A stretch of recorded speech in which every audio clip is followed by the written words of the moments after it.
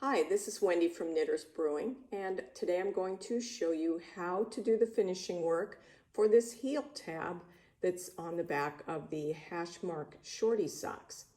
This heel tab is like a little rolled piece that's nice, helps to keep these socks from going down into your shoes if you're wearing them with shoes.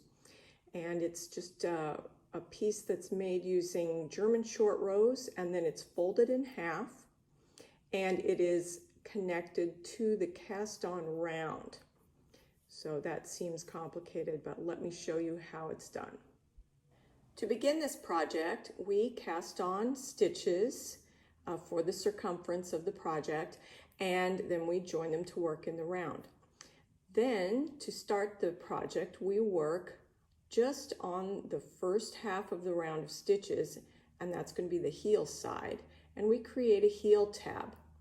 And to create this scooped looking piece, we're going to do short rows, and that involves working back and forth and turning the project mid-row and using German short rows. There is a separate video that explains the double stitches used in the German short row process.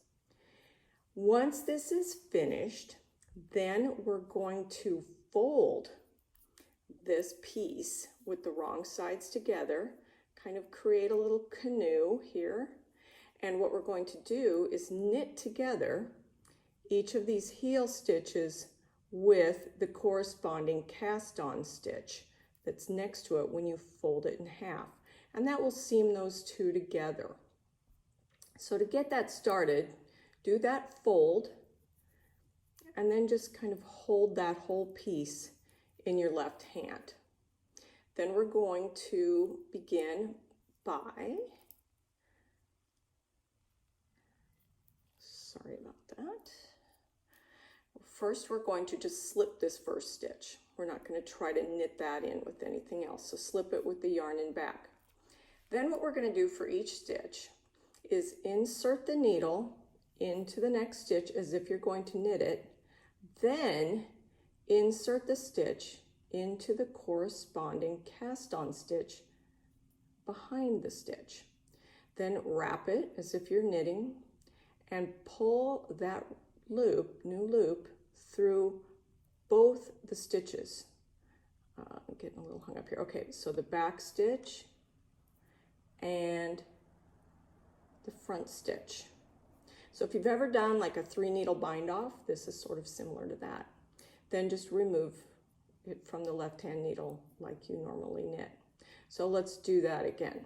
Make sure I'm focused here as good as possible. All right, so in through the front stitch as if to knit, and then, bring up the back end and go into the next cast on stitch, wrap it around, dropped it, wrap it around,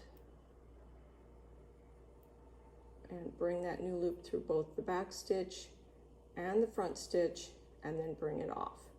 And you're going to do that all the way across until you get to the very last stitch, and for the very last stitch, you're just going to knit it. But let me do it one more time, and then I'll show you how it looks when it's done. So in through the front stitch, in through the next cast on stitch, wrap it, bring it through the back stitch and through the front stitch.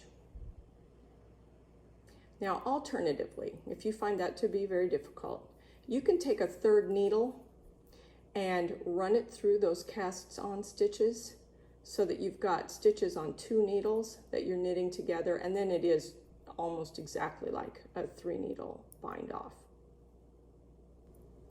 Here is my heel tab after I have joined all the stitches going across, and then I just knit the last one. And on the inside, you can see it's very tidy the way that's joined. And you've got sort of this little puffy piece here, which is nice. Then for the next step, we're going to go back to working in round and do ribbing. So you'll be turning your work to proceed in the round along with on the adjacent side. The other comment I want to make is if you feel like you've got kind of this big string here at the where you have the cast on, where you started your cast on, don't worry about that, because when you weave in your end, you can just tighten that up a little bit and it'll look perfect. And that's it.